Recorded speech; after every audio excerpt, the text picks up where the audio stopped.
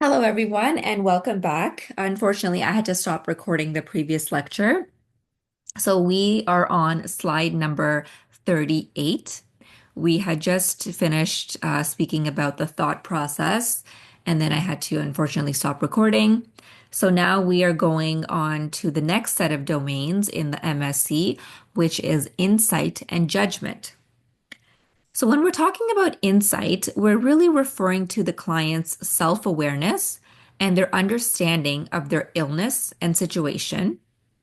So, we're assessing their ability to understand their illness.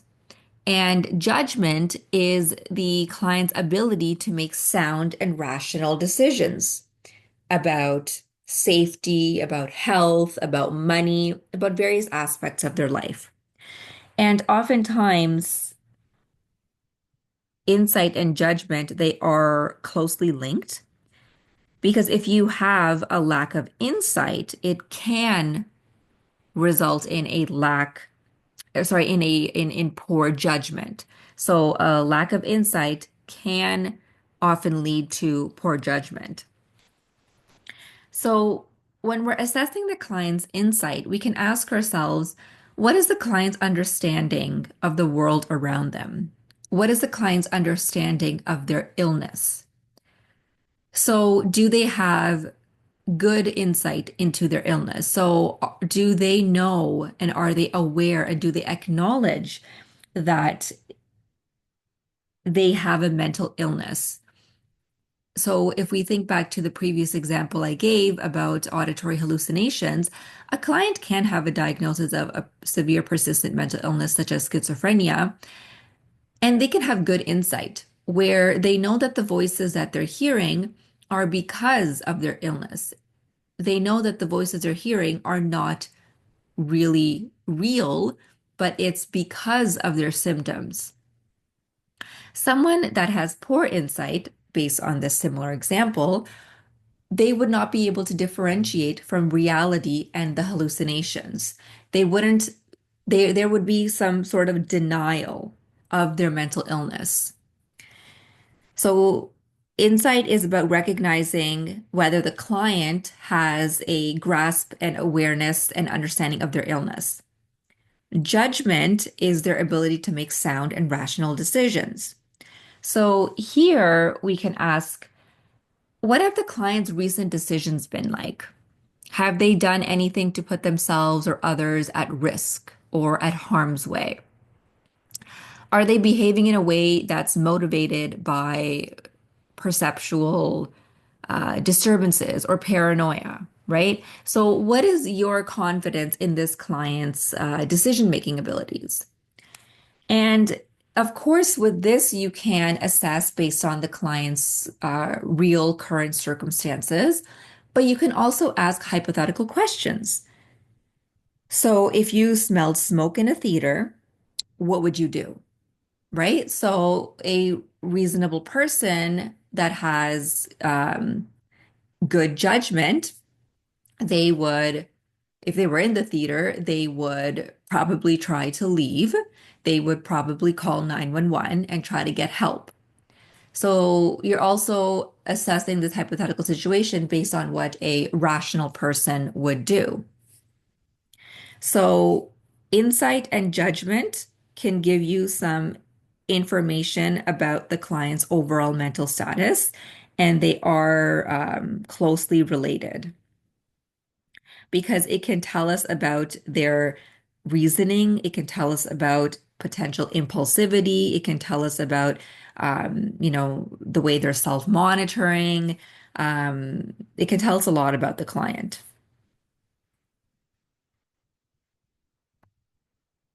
So the next domain is cognition. So when it comes to cognition, we're really assessing the higher level functions of the client. So some examples of assessing cognition include orientation. So is the client alert and oriented to the person, to the place, to the time, to the situation? So you can even ask the client, what is the date today? right? So sometimes, if we're not working, if we're not in school, if we're not following a structure, any any person might not even know what the date is, right? Like think about yourselves when it's, Christmas break, that time period where you're not really in school, you're not really working, you're spending time with family. You're not even looking at a calendar. You might not even know what the date is, right? But you still know that it's the month of December. You still know that it's the year, say, 2025. So we can still ask the client, what date is it or what month is it? If the date is too specific, we can ask more broader questions.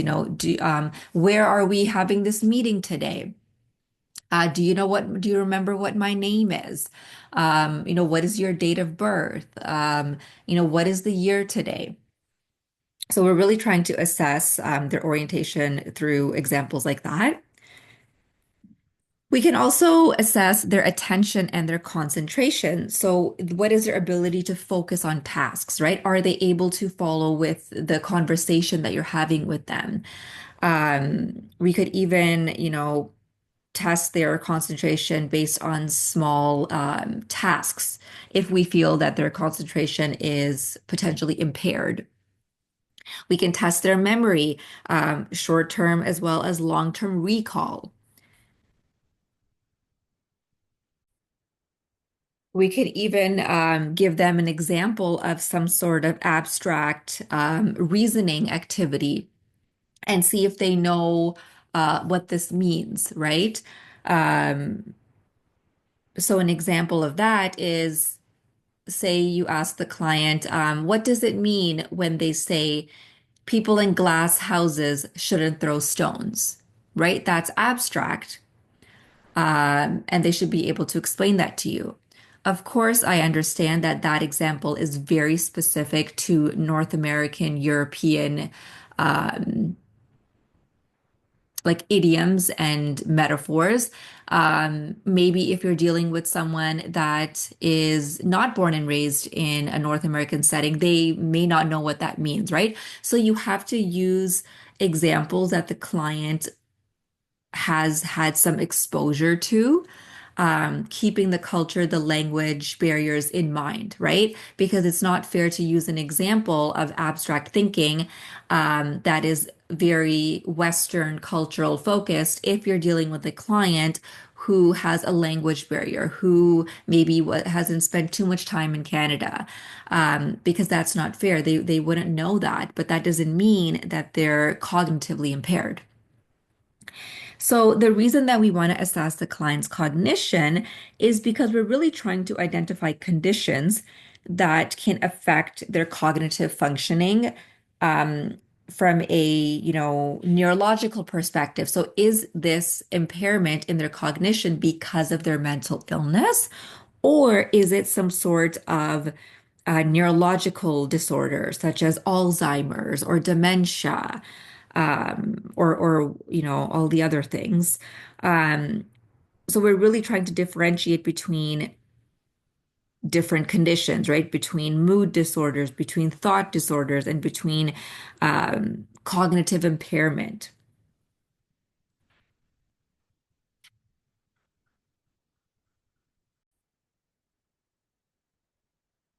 So now I have a case scenario where you have an opportunity to really practice all of the domains that we just learned about. So take a moment to go through this case scenario. And I have a few questions on the next slide that you can practice. You can also even write the acronym aseptic down the paper and go through each one based on this scenario. So, what are you observing for the client's appearance? Of course, we don't, have that full scope. Their behavior, what could you assess for? Um, their speech, their emotion, so their affect and their mood. So go through the list. And the questions that I have are what objective findings can you make from this scenario? What subjective findings can you observe? Assess the client using the component of the MSE as mentioned, and based on the MSE, what nursing priorities would you focus on first? So this would be a really good way of putting everything that we've learned so far into practice. And before we end off today's lecture on the MSE, I just wanted to summarize that the mental status exam is a snapshot, right? It's not the whole story because the mental status exam is giving you information about the client in that moment, currently, right? As mentioned, the MSC could change from the beginning of the day to the end of the night or the end of your shift, right? Components of it could change. So you can use the MSC repeatedly, several times a week as well. And as I mentioned, it captures their presentation in that moment. So it could change with the setting, it could change with their treatment as well.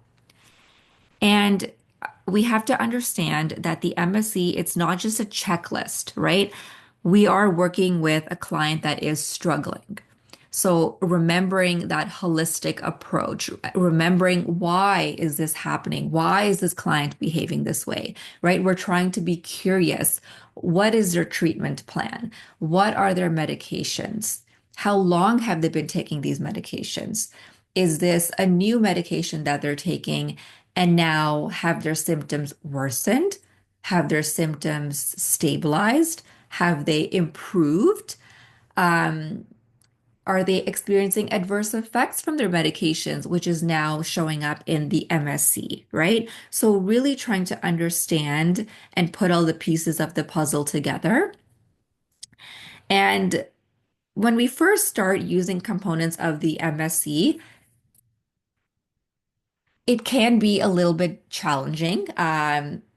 It does take practice, right? The more you practice, the better your assessment is going to become, especially with terms like, tangential and circumstantial and flight of ideas. Um, at first, we might not catch on to some of these, but the more you practice, the better you do become.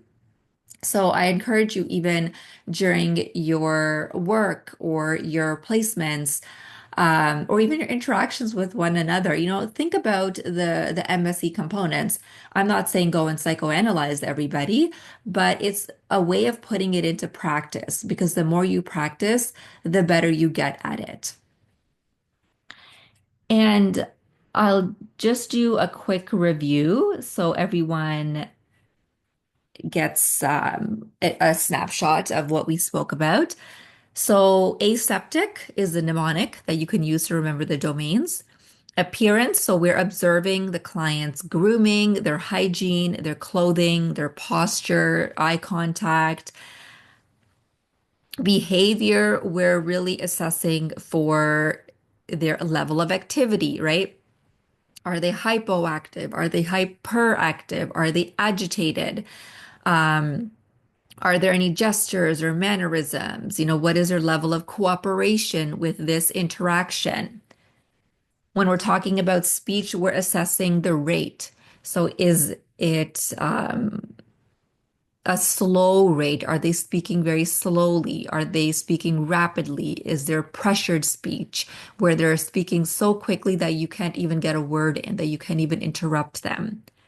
What is their volume and their tone? Are they speaking very loudly? Are they whispering? Are they almost inaudible? Are they monotone? Is there varied volume and tone based on the conversation? With their mood, remember we are looking at this is subjective, right? So this is what the client is reporting their emotional state is. Whereas the affect is objective. So this is what we are observing. This is the observable emotional expression. So for this, we need to know the difference between blunted and flat. Flat affect is emotionless. Whereas blunted, there is mild emotions showing. Maybe they smile slightly, maybe they raise their eyebrows slightly. Flat, once again, expressionless. In terms of stability of their affect, is it stable throughout the conversation, or is it labile, where there are rapidly shifting, unpredictable moods that the client is overtly showing? They're crying one minute, then they're laughing hysterically the next. And for this, we also have to, between the mood and the affect, we have to understand, is there congruence? So does the affect, what we're observing, match the stated mood? With thought process, and then there's also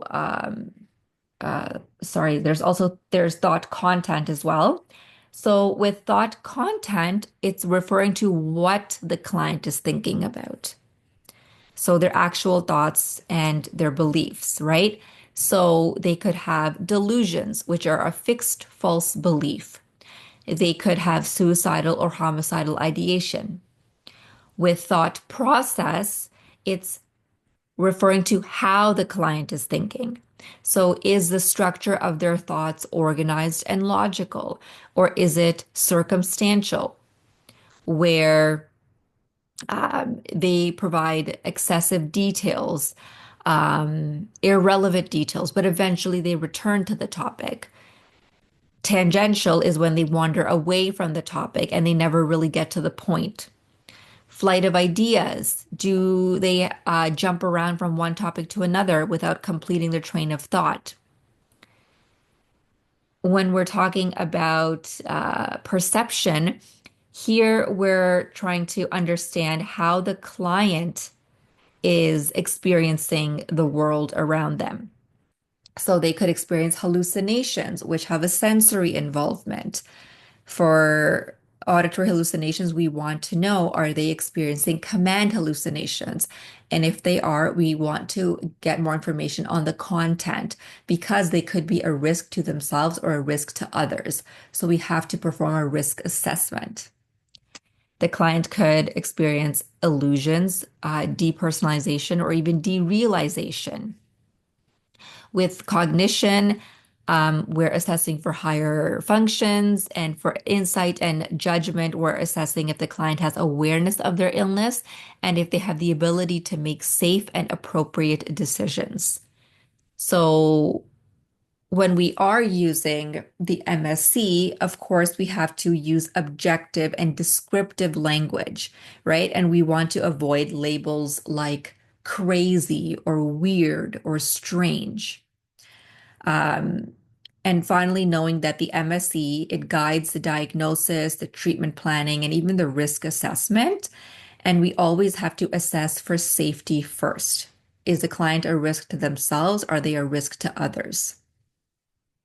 Thank you, everyone, for listening. This is the end of the lecture on the mental status exam. I have the YouTube link here where I got those clips in case for some reason the lecture PDF is not opening up. The videos, the link is here for you. Thank you, everyone.